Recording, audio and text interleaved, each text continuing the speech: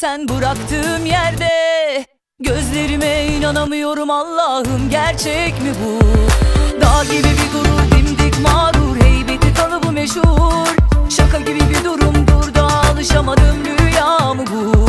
Tavan biri tutamıyordu seni, halbuki uçuyordun göklerde. Tersine mehter bir ileri iki geri, şimdi bu halin ne? Kızma hayata, baktığın ayna bile sana küsmüşse. Sormadın ama sen, ben söyleyeceğim, cevabı da sende. Naber? Gelmedi senden bir haber, merak ettik. Öldün mü kaldın mı, endişelendik. Bu hayat çok zor malum, elle yalnızsan düşünecektin onu başından. Haber?